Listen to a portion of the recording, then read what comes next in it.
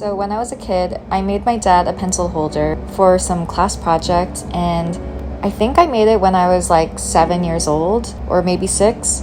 And my dad kept it in his store ever since. Even when I was like in college and after college, I would see it in his store every time I visited. So when Father's Day was coming up this year, I had kind of remembered it. He claimed that he lost it, but I was a bit skeptical because it sat right in the front of his store in the same spot for 20 years. So I don't know.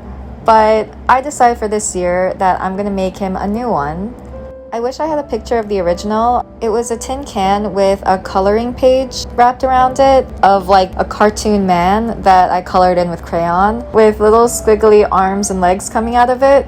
I tried my best to recreate it with AI and drawing the design the way I remembered it. AI was definitely giving me some really strange results. The arms were the hardest part. AI really just didn't know what I wanted. After a few attempts, this is what I got, but I just left out the legs, and this still seemed pretty accurate.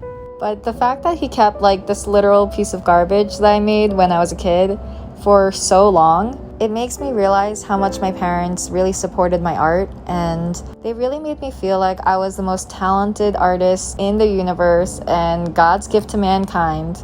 Of course, I had a massive ego, but you really only appreciate that stuff when you get older and look back. They always made sure that my art was a priority, and they encouraged my passions as long as I had my grades up. Because they supported me so much and they had such high hopes for me, I still haven't been able to confess to my parents that I got laid off. I was pretty ashamed to let them know I was unemployed again. I wanted to build my business up and show them a success instead of bringing them a failure. I think our language barrier kind of helps because we can't really get into like in-depth conversations, but this is taking a bit longer than I hoped for. My first few months were pretty good, but I definitely needed to change my business model. Relying so heavily on selling out all of my handmade products was really unsustainable. I wanted to invest more in my social medias, and that meant less time creating and selling jewelry. But social media requires a lot of time and effort and consistency. It's really a bet in myself because it feels like nothing is happening. You really have to play the long game in the hopes that your videos will do well and you'll get lots of sponsorships one day. Personally, I don't really know anybody that's been successful at this career path, so I don't really know what I'm doing. I'm figuring everything out as I go. Even things like taxes, they were like 38% last year. I think that's incredibly high. Even with my deductions, it only went down to like maybe 30. I definitely think I did something wrong, and looking up research online, it seems like I should have registered as an S-Corp. But I'm gonna talk to an accountant, so wish me luck. Hopefully it will not be that next year. But besides that, I've just been feeling like a lot of anxiety, I think. I really want this to work out. It's my dream job to create art and share it for a living. But recently, I've been getting really excited and comfortable calling myself an artist. It's been an amazing time to explore ideas and make art that I love. I've never been so inspired in my entire life. And it's an amazing feeling when people actually want your art and look at it. I think overall, now that I've talked out my feelings, I think this experience is really valuable, even if it doesn't work out.